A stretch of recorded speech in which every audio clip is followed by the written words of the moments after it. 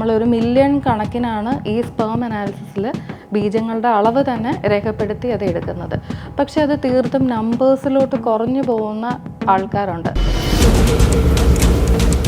3-4 സ്ഥലത്ത് പോയി പ്രഗ്നൻസി കിട്ടാതെ വരുന്നു കഴിയുമ്പം അവർക്കൊരു 35 വയസ്സ് കഴിയും. Life style diseases, hyper tension, BP, diabetes ഒക്കെ വന്നു കഴിഞ്ഞു. എഗ് ഫ്രീസിങ് പെയിൻഫുൾ ആണോ? പെയിൻഫുൾ ഒന്നുമല്ല, ഇതൊരു IVF ട്രീറ്റ്മെന്റ് ഭാഗമായിട്ടാണ്. പെയിൻഫുൾ അല്ല, നമ്മൾ അണ്ടം എടുക്കുന്നത് അനസ്തീഷ്യ തന്നിട്ടാണല്ലോ അണ്ടം എടുക്കുന്നത്. പ്രഗ്നൻസി അറ്റൈൻ ചെയ്യാൻ സാധിക്കാതെ വരുന്നതിനുള്ള കാരണങ്ങൾ എന്ന് ചോദിച്ചപ്പോൾ ഡ്രിങ്കിങ്, സ്മോക്കിംഗ്, റെഗുലറായിട്ട് പുറത്തുനിന്ന് ജങ്ക് ഫുഡ്, കാലറി കട്ട് ചെയ്തിട്ടുള്ള ഡയറ്റ്, സ്ട്രെസ്സ് പലപ്പോഴും അത് ഈ ജോബ് റിലേറ്റഡ് ആയിട്ട് മാത്രമല്ല പേഴ്സണൽ. പിന്നെ ഈ ഇൻഫെർട്ടിലിറ്റി എന്നുള്ളതും ഒരു സ്ട്രെസ്സിലോട്ട് ആഡ് ചെയ്യുക. 4 പേര് കാണുമ്പോൾ ഇതിനെപ്പറ്റി തിരക്കുന്നത് അത് വീണ്ടും ഒരു സ്ട്രെസ് ആയിക്കൊണ്ടിരിക്കും. അപ്പോൾ ഏതായാലും മാരീഡ് കപ്പിളൊക്കെ അവർക്ക് ആഗ്രഹിക്കുന്ന സമയത്ത് കുട്ടികൾ ഉണ്ടാവട്ടെ. ഇനി കുട്ടികൾ ഉണ്ടാവാത്തവരും വിഷമിക്കേണ്ട. KM ചെറിയാൻ ഹോസ്പിറ്റലിൽ 2 ഡോക്ടേഴ്സും മുന്നിലുണ്ട്. എപ്പോൾ വേണമെങ്കിലും നിങ്ങൾക്ക് ഇവരുടെ അസിസ്റ്റൻസ് ഉണ്ടാകും.